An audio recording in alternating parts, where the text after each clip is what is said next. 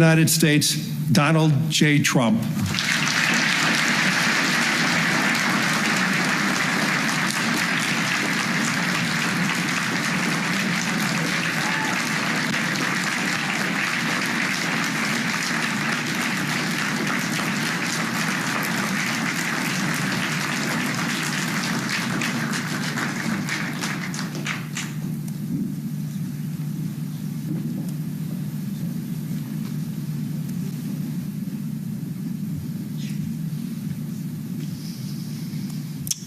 Well, thank you very much, Larry. It's great to be back in beautiful Davos, Switzerland, and to address so many respected business leaders, so many friends, few enemies,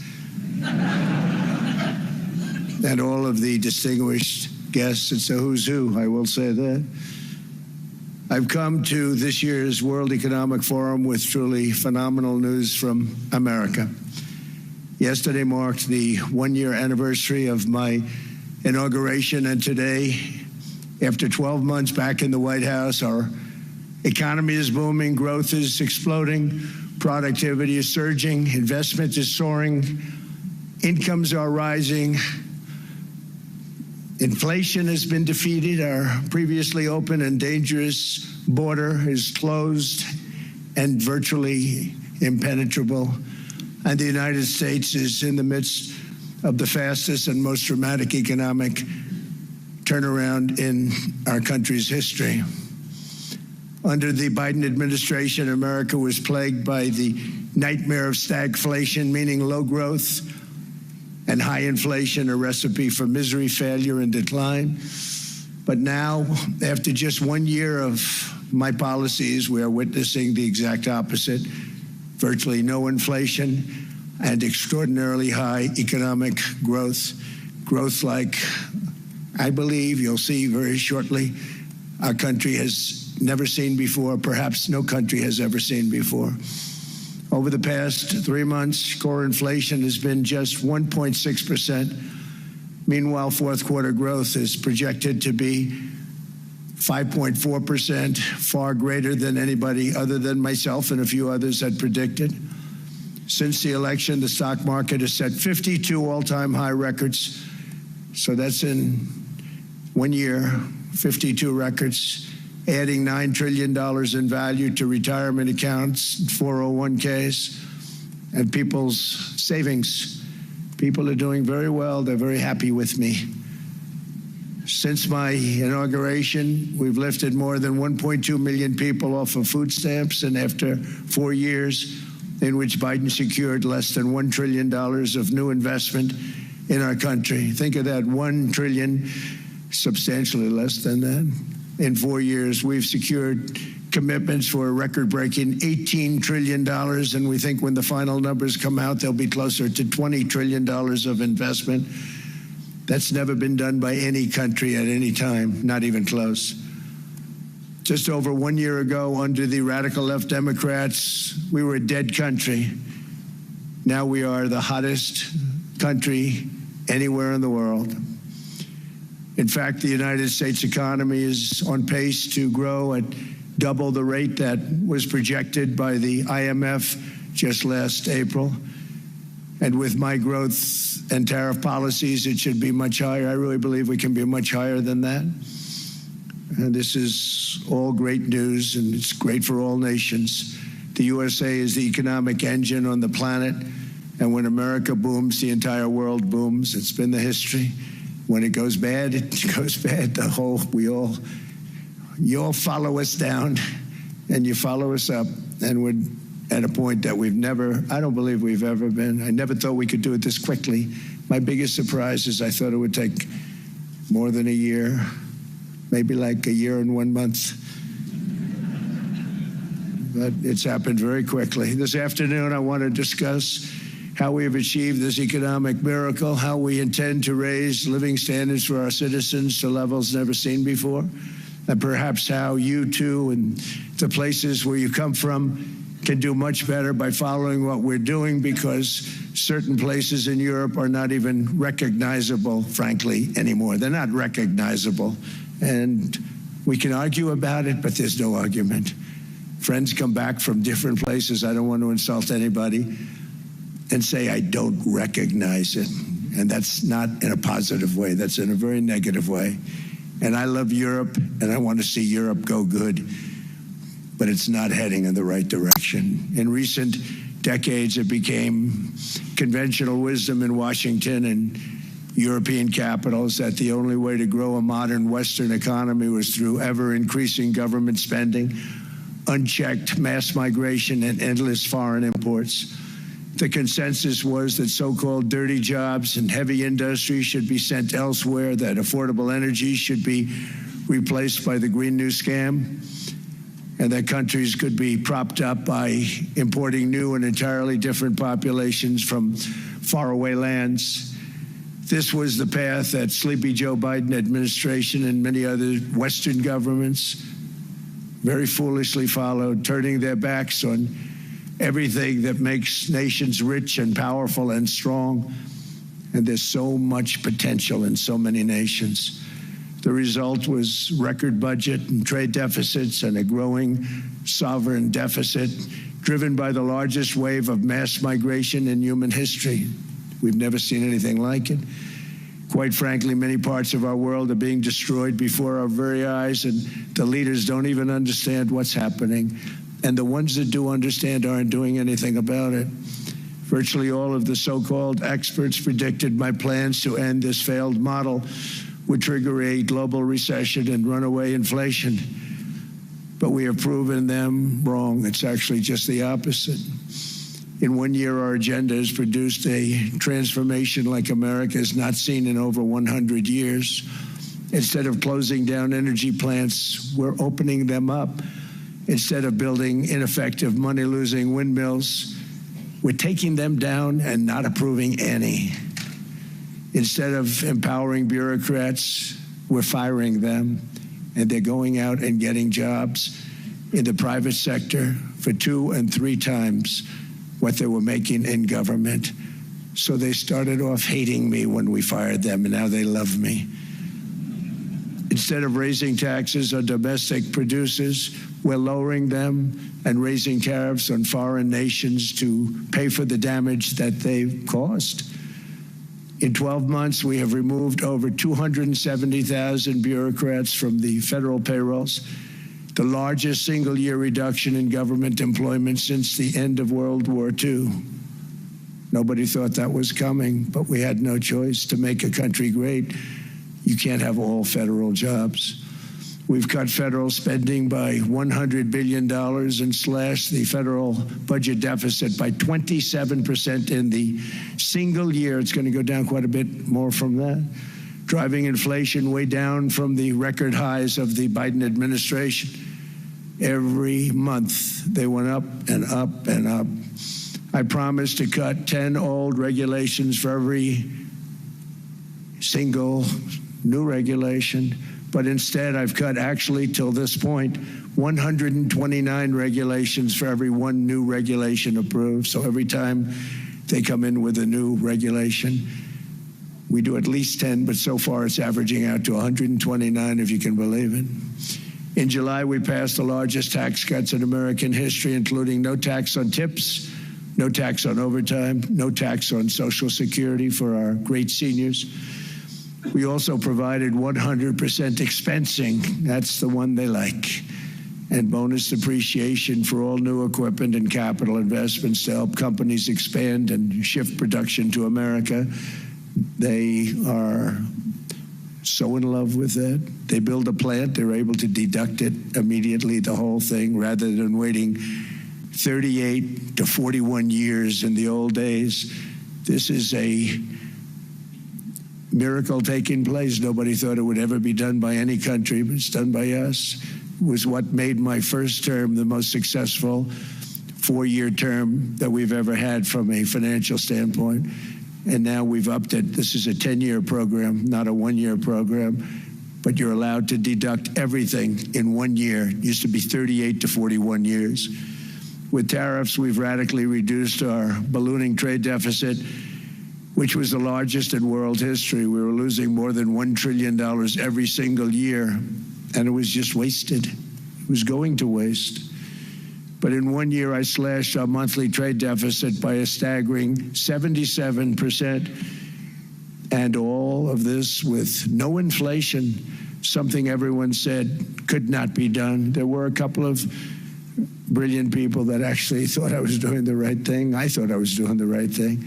Now they all think I'm doing the right thing because they can't believe the numbers. American exports are now up by more than $150 billion. Domestic steel production is up by 300,000 tons a month, and it's doubling over the next 4 months. It's doubling and tripling, and we have steel plants being built all over the country. Nobody thought they'd see that. Factory construction is up by 41%, and that number is really going to skyrocket right now because that's during a process that they're putting in to get their approvals, and we've given very, very quick, fast approvals. In the process, we've made historic trade deals with partners covering 40% of all U.S. trade. Some of the greatest companies and countries in the world. We have countries as our partner, too. The European nations, Japan, South Korea. They're our partners. They've gone into massive deals with us, especially on oil and gas. And these agreements raise growth and cause stock markets to boom, not only in the U.S., but virtually every country that came to make a deal, because, as you've learned, when the United States goes up, you follow. It's really become a staple. In America, I've stopped the nation-wrecking energy policies that drive up prices while sending jobs and factories to the world's worst polluters. They are indeed polluters. Under Sleepy Joe Biden, new domestic oil and gas leases fell by 95%. Think of that. Then they wonder, why was gasoline going up so fast? The gasoline actually topped $5 a gallon, and some places $7 a gallon, and more than 100 major power plants were violently shut down by incompetent people that had no idea what the hell they were doing. Under my leadership, U.S. natural gas production is at an all-time high by far. U.S. oil production is up by 730,000 barrels a day, and last week we picked up 50 million barrels from Venezuela alone.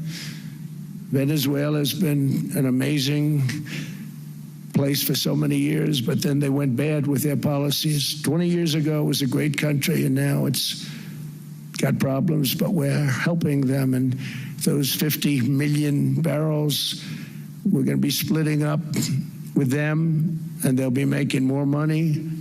They've made it a long time. Venezuela is going to do fantastically well. We appreciate all of the cooperation we've been giving. We've been giving great cooperation. Once the attack ended, and they said, let's make a deal. More people should do that. But Venezuela is going to make more money in the next 6 months than they've made in the last 20 years.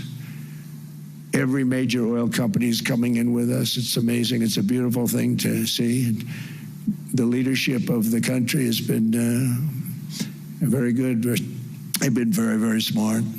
The price of gasoline is now below $2.50 a gallon in many states, $2.30 a gallon in most states, and will soon be averaging less than $2 a gallon. In many places, it's already down even lower, $1.95 a gallon. Numerous states are at $1.99, numbers that nobody has heard for years. Actually, since my last administration, we got it down to around those numbers. I've signed an order directing and approval of many new nuclear reactors. We're going heavy into nuclear. I was not a big fan because I didn't like the risk, the danger. But they have the progress they've made with nuclear is unbelievable, and the safety progress they've made is incredible. We're very much into the world of nuclear energy, and we can have it now at good prices and very, very safe. And we're leading the world in AI by a lot. We're leading China by a lot. I think President Xi respects what we've done, in part because I've allowed these big companies building these massive buildings to build their own electric capacity. They're building their own power plants, which when added up is more than any country anywhere in the world is doing. I read recently an article in the Wall Street Journal that China's creating so much energy, and they are. I got to hand it to them. But we're creating as much or more, and we're letting them do that. I'm very proud of it. It was my idea. I said, you can't create this much energy. We needed more than double the energy currently in the country just to take care of the AI plants. And I said, we can't do that. We have an old grid system. And I came up with the idea, you know, you people are brilliant. You have a lot of money. Let's see what you can do. You can build your own electric generating plants. And they looked at me. They didn't believe me. All of the names that are, I think, in the room right now, if you want to know the truth, they didn't believe it. And I said, no, you can't. They came back 2 weeks and they didn't have the plant. They said, we thought you were kidding. I said, no, not only am I not kidding, you're going to have your approvals within 2 weeks. I always say nuclear will take 3 weeks. But most aren't going that. They're going oil and gas. They're even going coal in some cases. Because of my landslide election victory, the United States avoided the catastrophic energy collapse which befell every European nation that pursued the Green New Scam, perhaps the greatest hoax in history. The Green New Scam, windmills all over the place, destroy your land, destroy your land. Every time that goes around, you lose $1,000. You're supposed to make money with energy, not lose money. Here in Europe, we've seen the fate that the radical left tried to impose on America. They tried very hard. Germany now generates 22% less electricity than it did in 2017. And it's not the current chancellor's fault. He's solving the problem. He's going to do a great job. But what they did before he got there, I guess that's why he got there. And electricity prices are 64% higher. The United Kingdom produces just 1/3 of the total energy from all sources that it did in 1999. Think of that, 1/3. And they're sitting on top of the North Sea, one of the greatest reserves anywhere in the world, but they don't use it. And that's one reason why their energy has reached catastrophically low levels with equally high prices. High prices, very low levels. Think of that, 1/3. And you're sitting on top of the North Sea. And they like to say, well, you know, that's depleted. It's not depleted. It's got 500 years. They haven't even found the oil. The North Sea is incredible. They don't let anybody drill. Environmentally, they don't let them drill. They make it impossible for the oil companies to go. They take 92% of the revenues. So the oil companies say, we can't do it. They came to see me. Is there anything you can do? I want Europe to do great. I want UK to do great. They're sitting on one of the greatest energy sources in the world, and they don't use it. In fact, their electricity prices have soared 139%. There are windmills all over Europe. There are windmills all over the place, and they are losers. One thing I've noticed is that the more windmills a country has, the more money that country loses, and the worse that country is doing. China makes almost all of the windmills, and yet I haven't been able to find any wind farms in China. Did you ever think of that? It's a good way of looking at it. They're smart. China's very smart. They make them, they sell them for a fortune. They sell them to the stupid people that buy them, but they don't use them themselves. They put up a couple of big wind farms, but they don't use them. They just put them up to show people what they could look like. They don't spin. They don't do anything. They use a thing called coal, mostly. But China goes with the coal. They go with oil and gas. They're starting to look at nuclear a little bit. And they're doing just fine. They make a fortune selling the windmills, though, and I think really that's one that they wouldn't be surprised if it stopped. They are shocked that it continues to go. They're very friendly with me. They're shocked that people continue to buy those damn things. They killed the birds. They ruin your landscapes. Other than that, I think they're fabulous, by the way. Stupid people buy them. The consequences of such destructive policies have been stark, including lower economic growth, lower standards of living, lower birth rates, more socially disruptive migration, more vulnerability to hostile foreign adversaries, and much, much smaller militaries. The United States cares greatly about the people of Europe. We really do. I mean, look, I am derived from Europe. Scotland and Germany, 100% Scotland, my mother, 100% German, my father. And we believe deeply in the bonds we share with Europe as a civilization. I want to see it do great. That's why issues like energy, trade, immigration, and economic growth must be central concerns to anyone who wants to see a strong and united West, because Europe and those countries have to do their thing. They have to get out of the culture that they've created over the last 10 years. It's horrible what they're doing to themselves. They're destroying themselves. It's beautiful, beautiful places. We want strong allies, not seriously weakened ones. We want Europe to be strong. Ultimately, these are matters of national security, and perhaps no current issue makes the situation more clear than what's currently going on with Greenland. Would you like me to say a few words of Greenland? I was going to leave it out of the speech, but I think I would have been reviewed very negatively. I have tremendous respect for both the people of Greenland and the people of Denmark, tremendous respect. But a NATO ally has an obligation to be able to defend their own territory. And the fact is, no nation or group of nations is in any position to be able to secure Greenland other than the United States. We're a great power, much greater than people even understand. I think they found that out 2 weeks ago in Venezuela. We saw this in World War II, when Denmark fell to Germany after just 6 hours of fighting and was totally unable to defend either itself or Greenland. So the United States was then compelled, we did it, we felt an obligation to do it, to send our own forces to hold the Greenland territory, and hold it we did at great cost and expense. They didn't have a chance of getting on it, and they tried. Denmark knows that. We literally set up bases on Greenland for Denmark. We fought for Denmark. We weren't fighting for anyone else. We were fighting to save it for Denmark. Big, beautiful piece of ice. It's hard to call it land. It's a big piece of ice. But we saved Greenland and successfully prevented our enemies from gaining a foothold in our hemisphere. So we did it for ourselves also.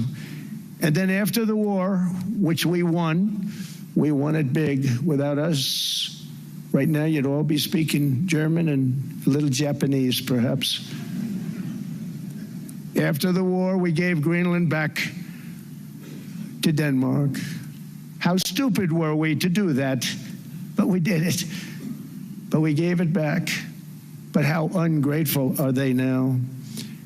So now our country and the world face much greater risks than it did ever before because of missiles, because of nuclear, because of weapons of warfare that I can't even talk about. 2 weeks ago, they saw weapons that nobody ever heard of. They weren't able to fire one shot at us. They said, what happened? Everything was discombobulated.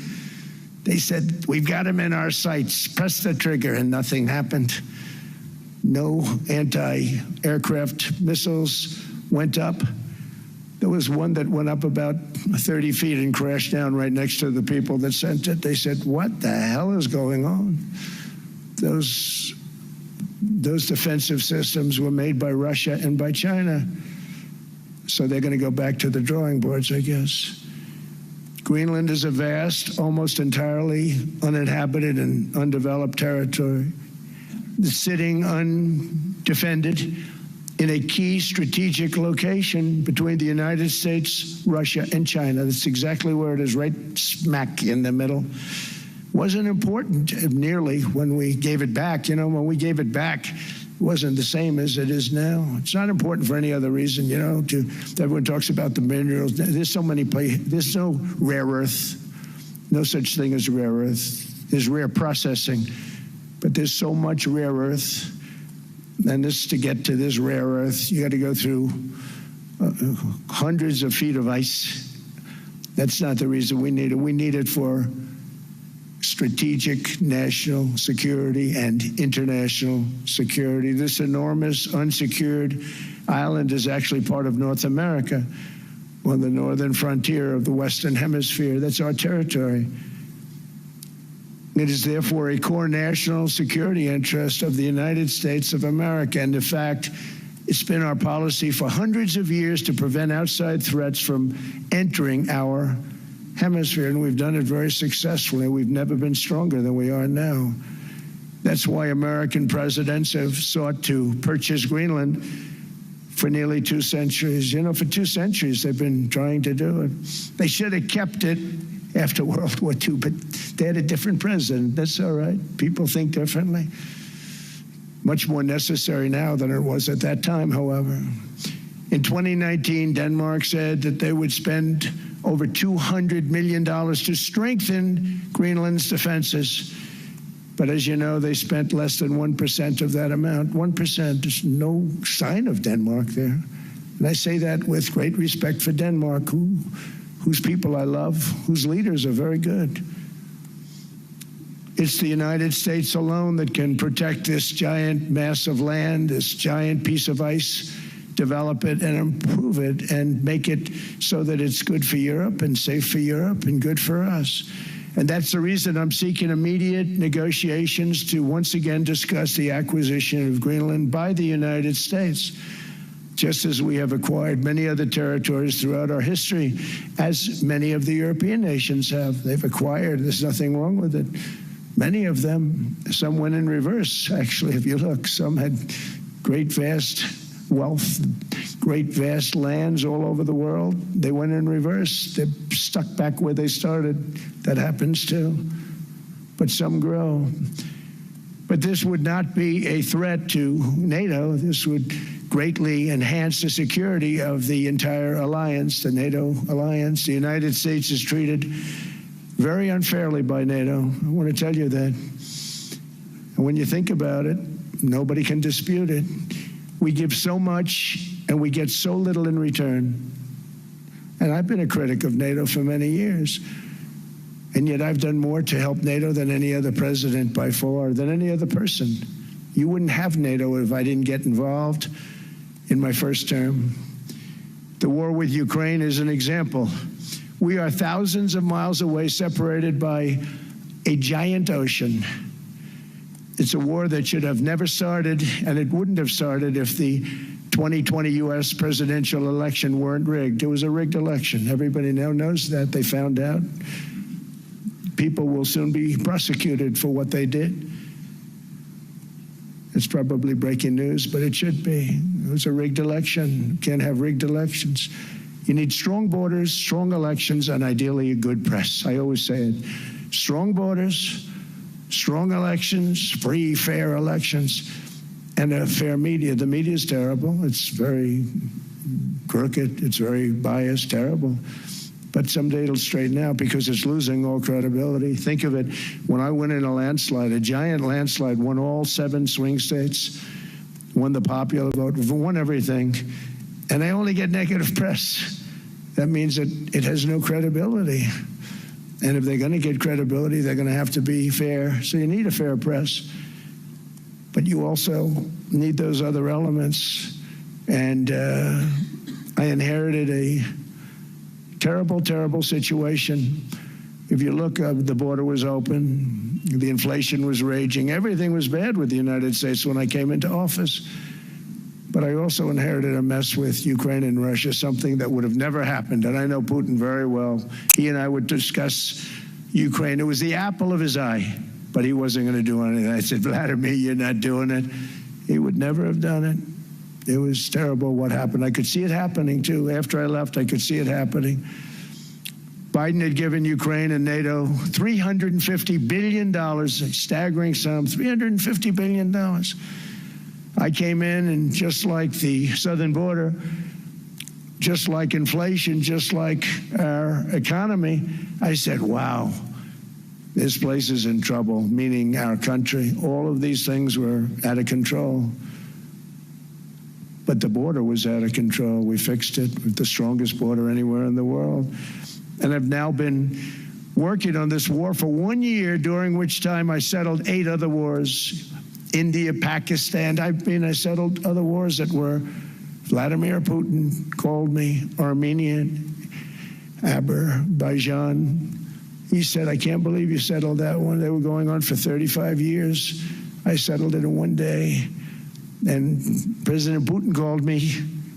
He said, you know, I can't believe I've worked on that war for 10 years trying to settle it. I couldn't do it. I said, do me a favor, focus on settling your war. Don't worry about that one.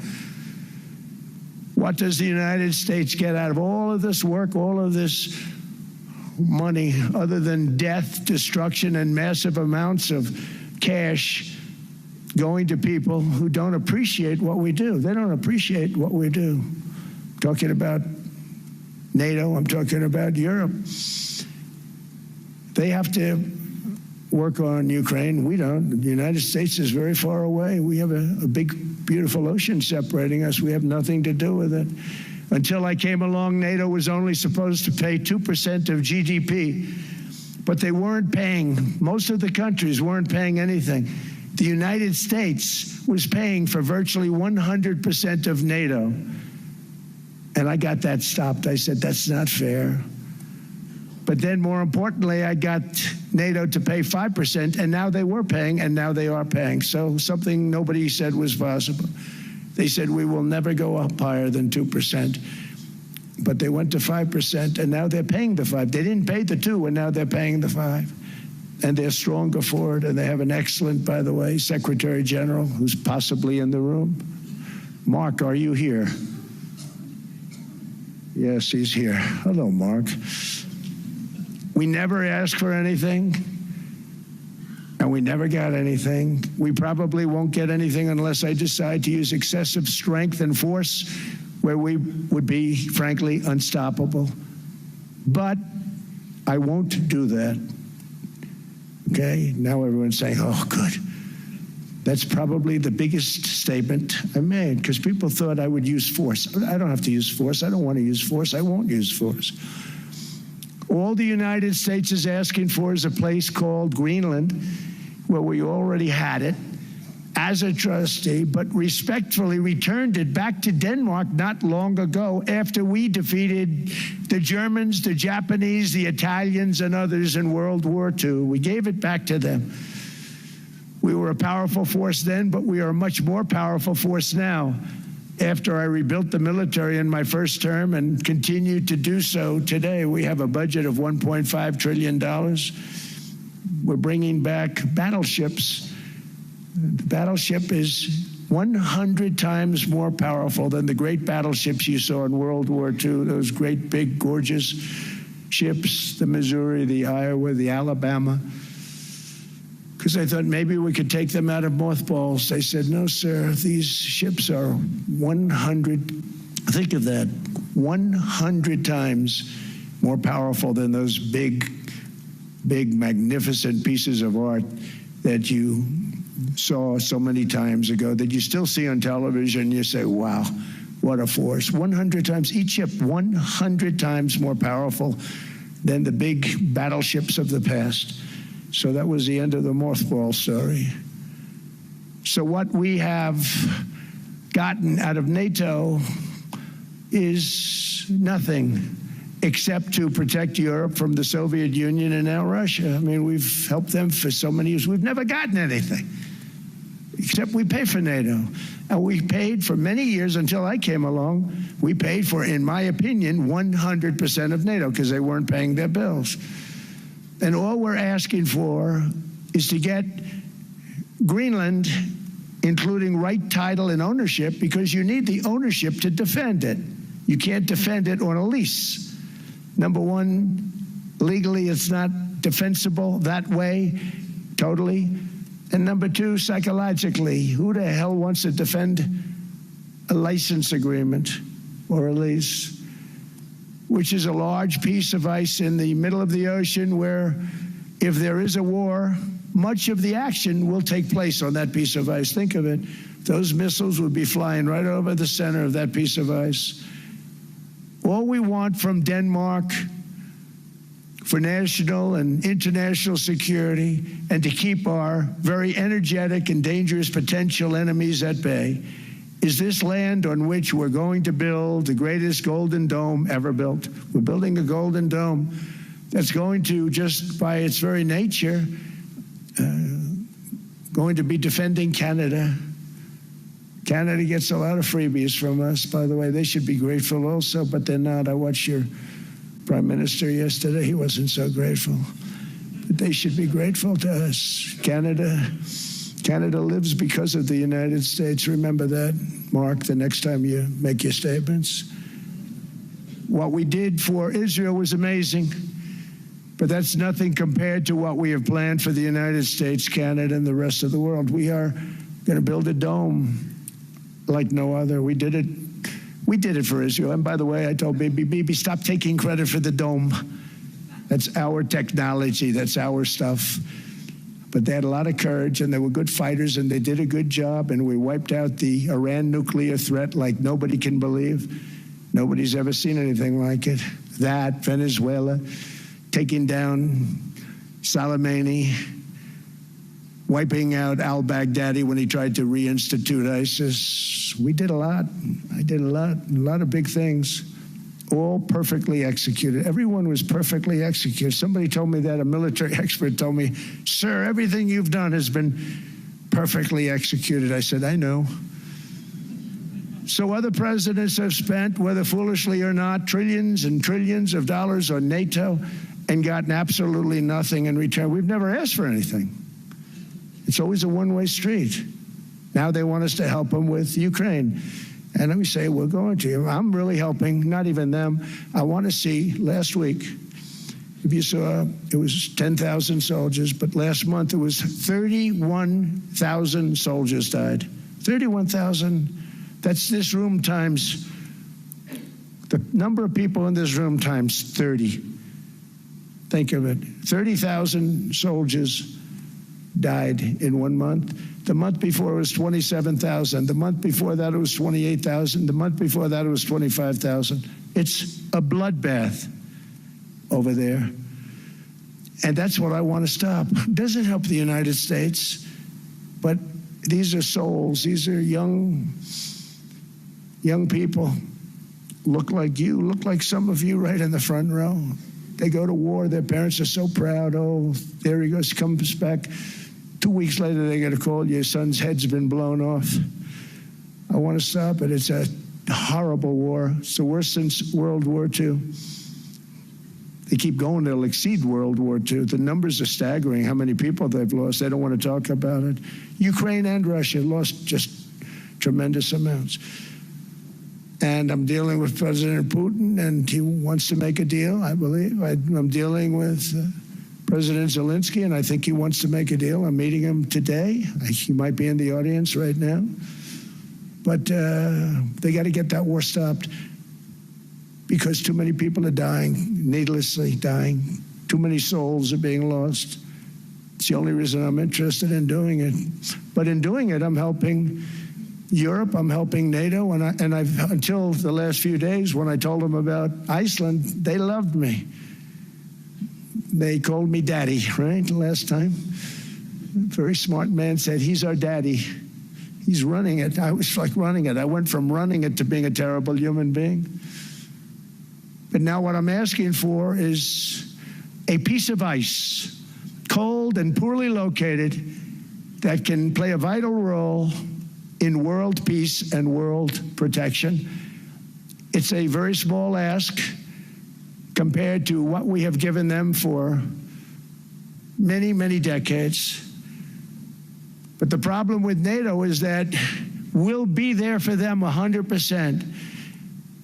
But I'm not sure that they'd be there for us if we gave them the call. Gentlemen, we are being attacked. We're under attack by such and such a nation. I know them all very well. I'm not sure that they'd be there. I know we'd be there for them. I don't know that they'd be there for us. So with all of the money we expend, with all of the blood, sweat, and tears, I don't know that they'd be there for us. They're not there for us on Iceland, that I can tell you. I mean, our stock market took the first dip yesterday because of Iceland. So Iceland's already cost us a lot of money. But that dip is peanuts compared to what it's gone up. And we have an unbelievable future in that stock. That stock market is going to be doubled. We're going to hit 50,000, and that stock market's going to double in a relatively short period of time because of everything that's happening.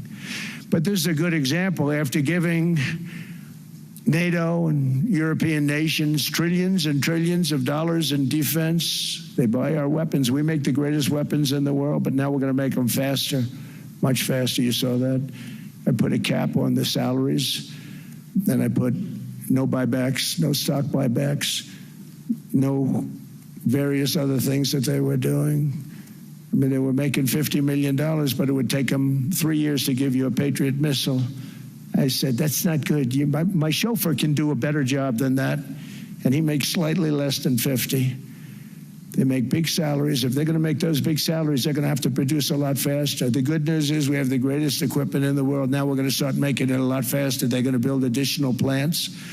And all of the money that goes into stock buybacks is going to go into building plants. We're not allowing stock buybacks by defense companies any longer. They're going to build new plants to make Tomahawks, Patriots. We have the best equipment, F-35s, F-47, the new one just coming out. They say it's the most devastating plane, fighter jet ever. Who knows? They called it 47. If I don't like it, I'm going to take the 47 off it. I wonder why they called it 47. We'll have to think about that. But if I don't like it, I'm going to take that 47 off. But it's supposed to be the Stage 6. It's supposed to be the first Stage 6 plane, undetectable, like our B-2 bombers were undetectable. They flew right over Iran. They were undetectable. And they did their job, and they got the hell out of there. So we want a piece of ice for world protection, and they won't give it. We've never asked for anything else, and we could have kept that piece of land, and we didn't. So they have a choice. You can say yes, and we will be very appreciative, or you can say no, and we will remember. A strong and secure America means a strong NATO, and that's one reason why I'm working every day to ensure our military is very powerful, our borders are very strong, and above all, our economy is strong because national security requires economic security and economic prosperity, and we have the greatest that we've ever had. Biden and his allies destroyed our economy and gave us perhaps the worst inflation in American history. They say 48 years, I say forever, but I think 48 years is the equivalent to forever. Whether it's 48 years or ever, it's terrible, costing the typical family $33,000. What they did to this country should never, ever be forgotten. It's early, but he has to be rated as the worst president we've ever had by far. The auto pen did much of the damage. The auto pen, he was the auto pen president, because I don't believe a sane president would have ever signed the kind of things that he signed. But now grocery prices, energy prices, airfares, mortgage rates, rent, and car payments are all coming down, and they're coming down fast. We inherited a mess, but we've done a hell of a job in 12 months. Under my most favored nation policy for drug prices, the cost of prescription drugs is coming down by up to 90%, depending on the way you calculate. You could also say 5, 6, 7, 800%. There are two ways of figuring that. But we have a favored nations policy that every president wanted, no president was able to get. I got it, and other nations approved it. And I had to use tariffs in order to get it because they said, no way. In other words, a pill that costs 10% in London costs $130. Think it costs $10 in London, costs $130 in New York or in Los Angeles. And I'd say, boy, that's bad.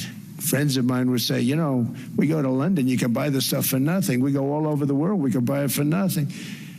Because basically America was subsidizing every nation in the world. because presidents allowed them to get away with it. It became very tough. So when I called up Emmanuel Macron, I watched him yesterday with those beautiful sunglasses. What the hell happened? But I watched him sort of be tough. But he was at $10 for a pill. And I said, Emmanuel, and I have all the big pharmaceutical companies are in total agreement. It wasn't easy, by the way. They're tough, smart. They've been getting away with the scam for a long time. But they gave it up. But they said, you'll never get the countries to approve it. I said, why is that? Because they won't. They always said, we're not paying any more. Get the rest for the United States. So over the years, they stayed the same. We just went up, up, up. And I mean, we would pay 13, 14, 15 times more than certain countries would. So I said, no, they'll approve it 100%. Sir, you'll never get them to approve it. I said, I guarantee you. But I actually started with Emmanuel, who probably is in the room too. And I like him. I actually like him. Hard to believe, isn't it? And I said, Emmanuel, you're going to have to lift the price of that pill to $20, maybe $30. Think of that. That means it's a doubling of prescription drugs. Might be a tripling, might be a quadrupling. It's not easy. No, Donald, I will not do that. I said, yes, you will, 100%. He said, no. You're asking me to double.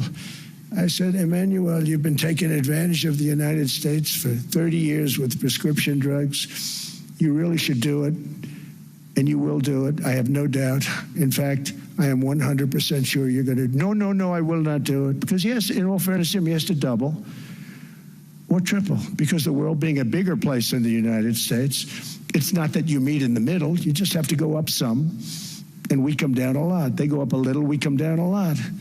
So we're at $130, they're at 10. So they may have to go to 20 or 30. No more than that. I said, Emmanuel, you're going to be doubling or tripling? No. I said, here's the story, Emmanuel. The answer is you're going to do it. You're going to do it fast. And if you don't, I'm putting a 25% tariff on everything that you sell into the United States and a 100% tariff on your wines and champagnes. And that's about 10 times more than what I'm requesting. And you're going to do it. I don't want to go public with it, but you may make me do that. No, Donald, I will do it. I will do it. It took me, on average, 3 minutes a country, saying the same thing. You will do it. They all said, no, I will not do it. You're asking me to double the cost of prescription. I said, that's right, because you've been screwing us for 30 years. And they said, we will not do it. I said, that's all right. On Monday morning, we're putting a 25, 30, 50. I gave different numbers for different countries. This is also national security we're talking about. Not fair. We're not going to subsidize the whole world. And every one of those countries have agreed to do it. So one of the biggest things that I've done is the fact that we have now most favored nation. We will pay whatever the lowest price is in the entire world. So our drug prices are going to be coming down by staggering 90%. Again, you could say 1,000%, 2,000%. Depends on the way you want to figure it, but we'll go with the way the fake news likes it better because it sounds, can you imagine a 90% reduction sounds much worse. But drug prices are going to be coming down tremendously in all the nations, and I appreciate them doing it, but they did it, in all fairness, without tariffs. I wouldn't have been able to get it done. After declining $3,000 under Biden, real incomes are up in the United States by $2,000, $3,000, and even $5,000 and more. Home ownership has always been a symbol of health and vigor of American society, but that goal fell out of reach for millions and millions of people in the Biden era because interest rates went up so high. Today, I'm taking action to bring back this bedrock of the American dream. In recent years, Wall Street giants and institutional investment firms, many of you are here, many of you are good friends of mine, many of you are supporters. Sorry to do this to you, I'm so sorry. But you've driven up housing prices by purchasing hundreds of thousands of single-family homes, and it's been a great investment for them. Often as much as 10% of houses on the market. You know, the crazy thing is a person can't get depreciation on a house, but when a corporation buys it, they get depreciation. Okay, that's something we're going to have to think about, too. I don't know if too many people think about that. You buy a corporation, they buy 500 houses, they buy hundreds of thousands, they buy 500 houses, they can take depreciation. A person sweats and works and buys one house, they can't. But homes are built for people, not for corporations, and America will not become a nation of renters. We're not going to do that. That's why I have signed an executive order banning large institutional investors from buying single-family homes. It's just not fair to the public. They're not able to buy a house. And I'm calling on Congress to pass that ban into permanent law, and I think they will. One of the biggest barriers to saving for a down payment has been surging credit card debt. The profit margin for credit card companies now exceeds 50%, one of the biggest. And they charge Americans interest rates of 28%, 30%, 31%, 32%. Whatever happened to usury? So to help our citizens recover from the Biden disaster, all caused by this horrible precedent, I'm asking Congress to cap credit card interest rates at 10% for 1 year. And this will help millions of Americans save for a home. They have no idea they're paying 28%. They go out there a little late in their payment and they end up losing their house. It's terrible. To unleash innovation in savings and financing, I'm also working to ensure America remains the crypto capital of the world. And to that end, last year I signed the landmark Genius Act into law. Now Congress is working very hard on crypto market structure legislation, Bitcoin, all of them, which I hope to sign very soon, unlocking new pathways for Americans to reach financial freedom. And I did it for two reasons. Number one, I thought it was politically good, and it was. I got tremendous political support. But more importantly, China wanted that market too. It's just like they want the AI. And we've got that market, I think, pretty well locked up. If I didn't do it, you know, Biden was totally against it until before the election when they realized that, you know, there were millions of people voting against him over crypto. And all of a sudden they loved it very much, but it was too late. They blew it. But it is politically popular, but it's much more importantly, we have to make it so that China doesn't get the hold of it. And once they have that hold, we're not going to be able to get it back. So I'm honored to have done it. Finally, I've instructed government-backed institutions to purchase up to $200 billion in mortgage bonds to bring down interest rates. And I'll be announcing a new Fed chairman in the not-too-distant future. I think he'll do a very good job. See, I gave away some of it. He did give that away. So we have something, got something, but somebody that's very respected.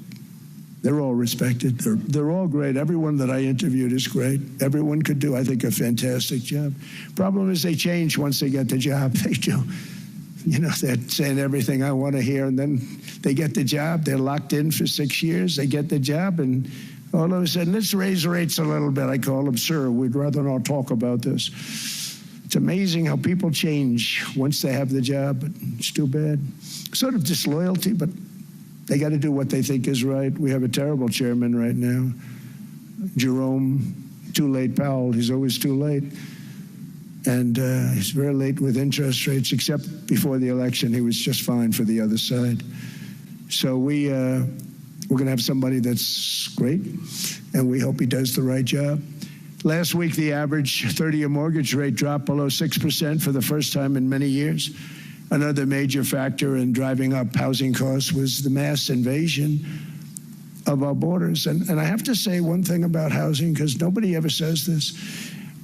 I am very protective of people that already own a house, of which we have millions and millions and millions.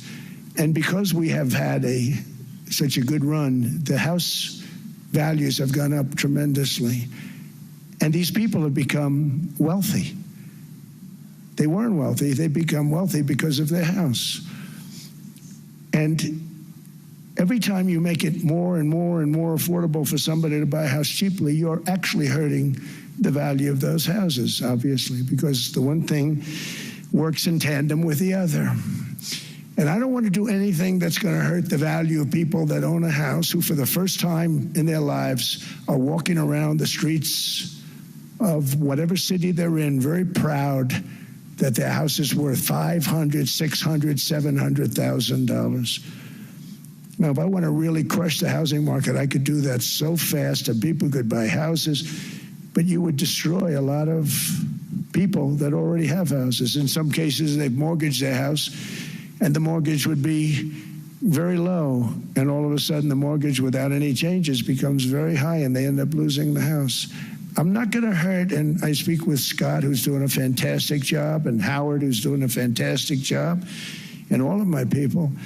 And I always say, look, you know, I can crush the hell out of the market. We can drop interest rates to a level, and that's one thing we do want to do. That's natural. That's good for everybody. You know, the dropping of the interest rates, we should be paying a much lower interest rate than we are. We should be paying the lowest interest rate of any country in the world, because without the United States, you don't have a country. I mean, I had a case with Switzerland. We happened to be in Switzerland. Maybe I'll give you a quick story. But they were paying nothing. They make beautiful watches, great watches, Rolex, all of them. They were paying nothing to the United States when they sent their product in. And we had a $41 billion deficit. $41 billion with this beautiful place. Flew over it, isn't it nice?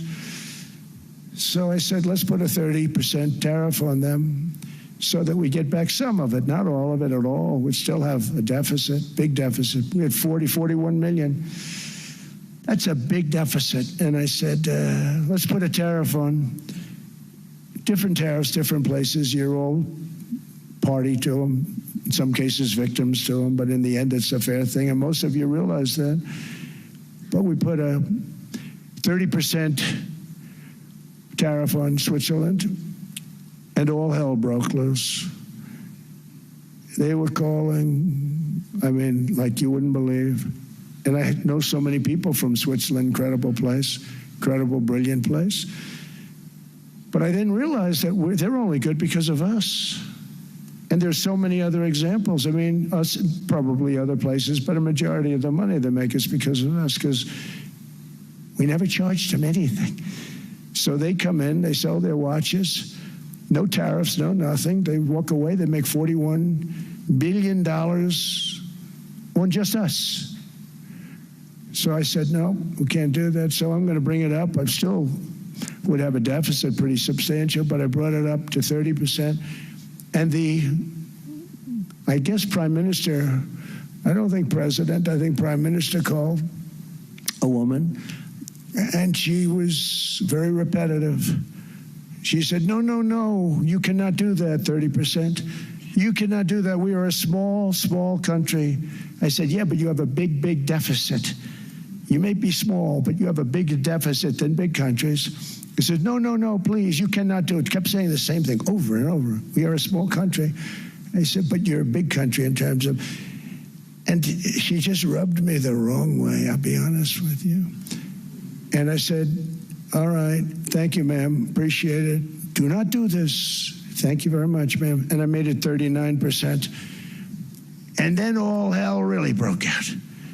And I was paid visits by everybody. Rolex came to see me. They all came to see me.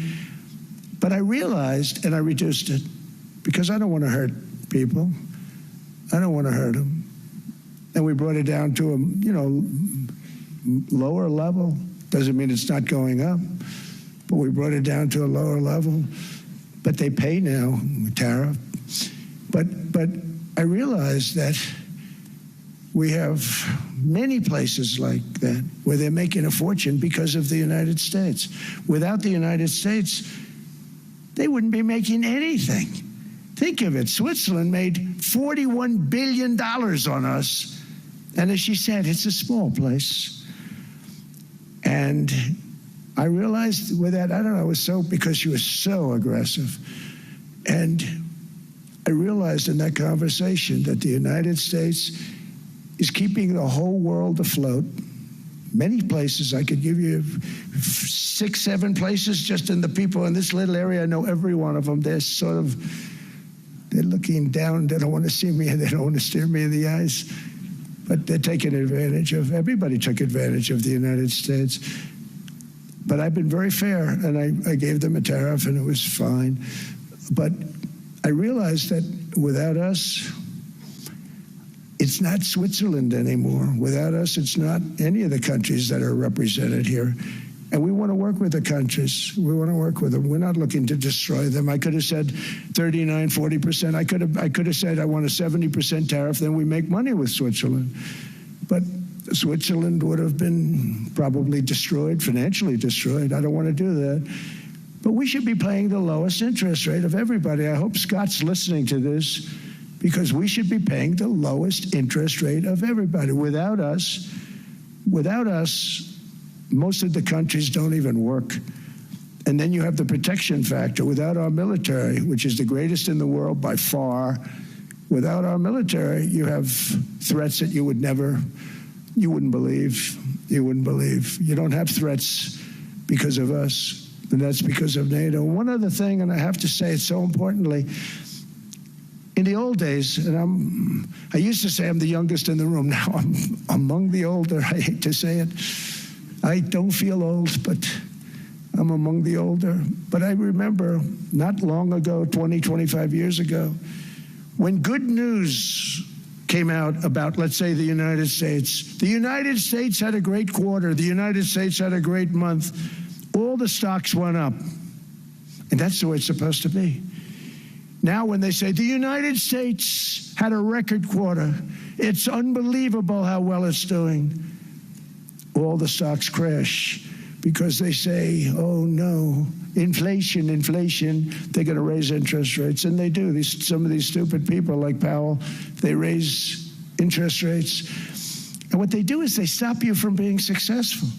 It used to be when we had a great quarter, a great month, great earnings, great anything, any good news, the stock market went up. That's the way it's going to be. We got to do that again, because that's the way it should be. Now when we have a great month, they want to kill it. Like we did over 5%. People were surprised. We should do 20%. We could do 25%. When we announce good numbers, and the reason is they're so petrified of inflation. And growth doesn't mean inflation. We've had tremendous growth with very low inflation. In fact, growth can fight inflation, proper growth.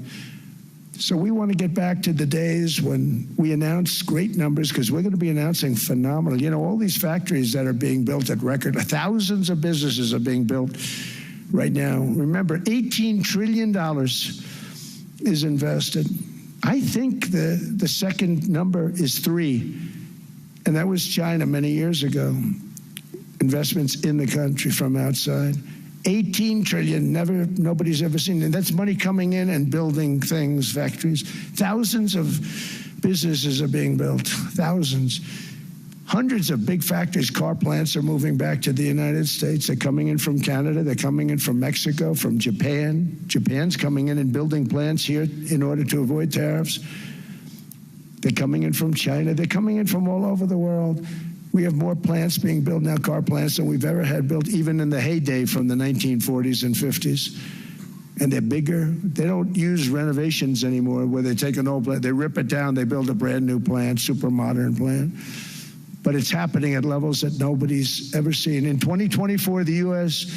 built less than 2 million new homes, but Biden admitted more than 8 million new migrants.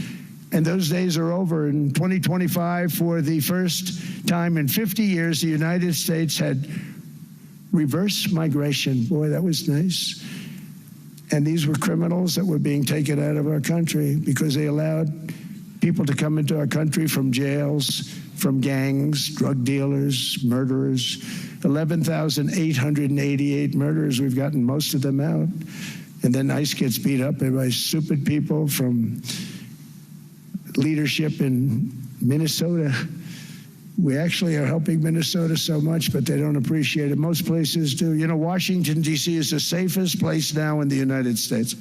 It was a very dangerous place to walk And now you can walk with your wife, your kids, right through the middle of the city. Right now, Washington, D.C. is as safe as it gets.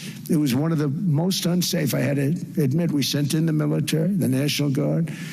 Within 2 months, it was great. Within 3 months, it's like a really great place and a safe place and a beautiful place. It's even been cleaned up. The graffiti's gone. The fences are gone. We don't have to worry about fences anymore. All of the places, the grasses are cut and replaced with new grass in many cases. It's all going to happen in the spring. But Washington and D.C. is beautiful again, and it's safe. New restaurants are opening up. They were all closing.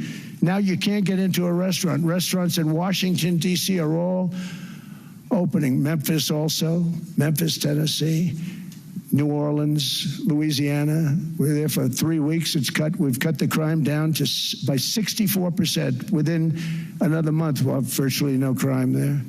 We can do that all over. We're going to help the people in California. We want to have no crime. I know Gavin was here. I used to get along so great with Gavin when I was president. Gavin's a good guy. And we're going to, if he needed it, I would do it in a heartbeat. I'd love to see. We did help them a lot in Los Angeles, a lot with the early in my term when they had some problems. But we would love to do it. I will say this, if I were a Democrat governor or whatever, I would call up Trump. I say, come on in, make us look good, because we're cutting crime down to nothing. And we're taking people out, career criminals who are only going to do bad things, and we're bringing them back to their countries. But where we've done it has been amazing, and we have a capacity to do it at much greater levels.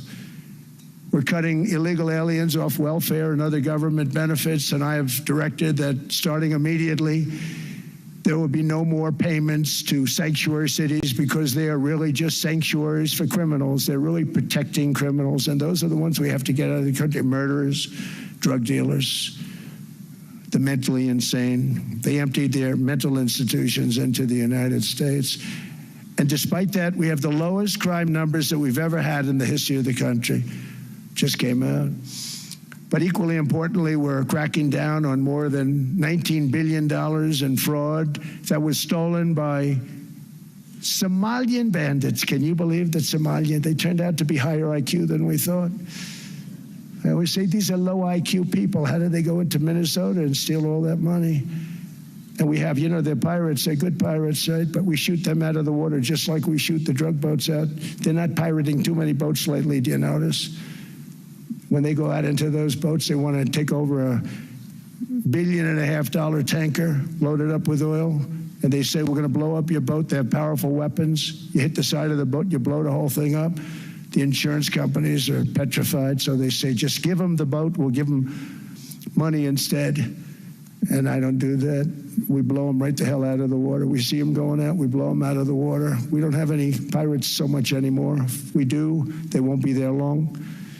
We've cut down with the hitting of the boats that are loaded up with drugs, including submarines. Can you believe they actually buy small, they call them mini subs, very fast.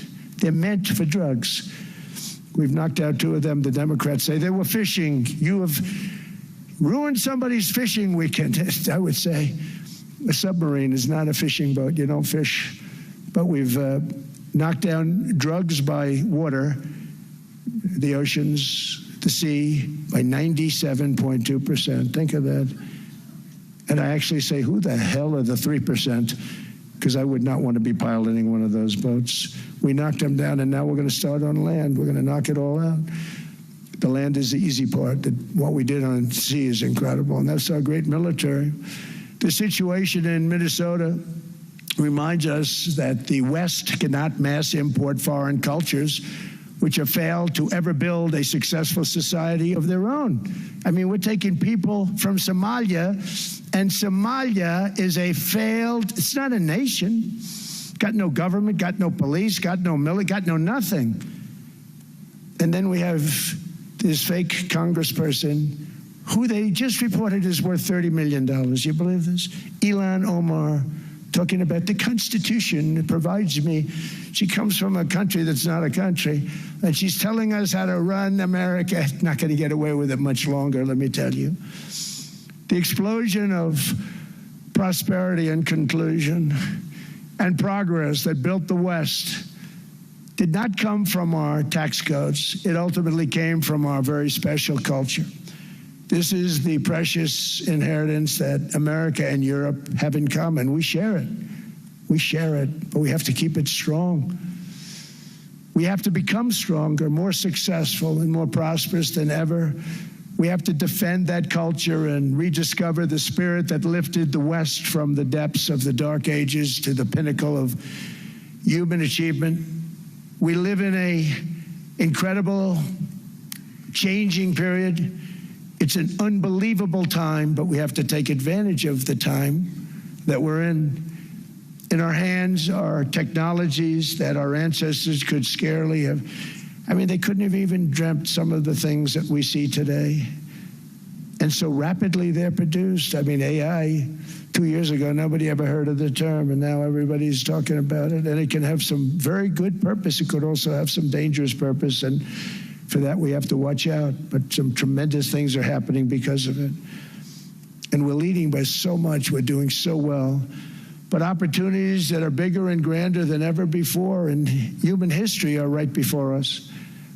It is the pioneers in this room. Many of you in this room are true pioneers. You're two truly brilliant people. Just your ability to get a ticket is brilliant because you have about 50 people for every seat. I don't know what, that's Larry. Everything Larry touches turns to gold. He made this very successful.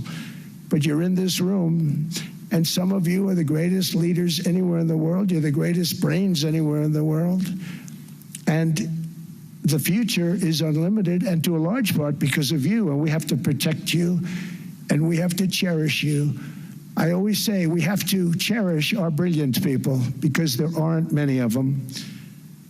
So together with confidence, boldness, and persistence, let us lift up our people, grow our economies, defend our shared destiny, and build a future for our citizens that is more ambitious, more exciting, more inspiring, and greater than the world has ever seen. We're in a position to do things that nobody else has ever even thought of before.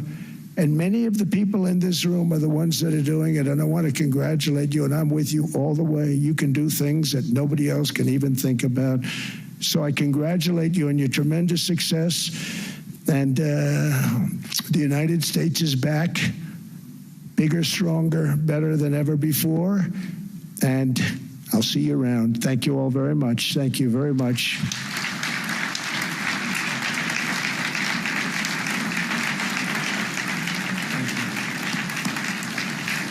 Thank you.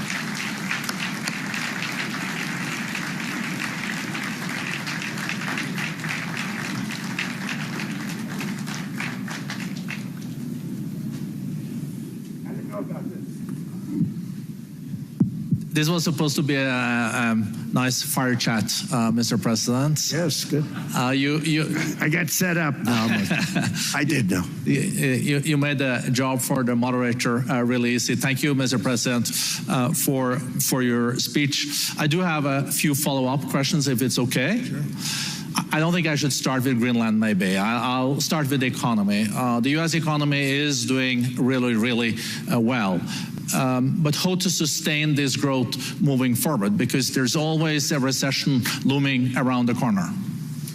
Well, you know, the one thing about economies and recessions is sometimes you get hit unexpectedly and there's nothing you can do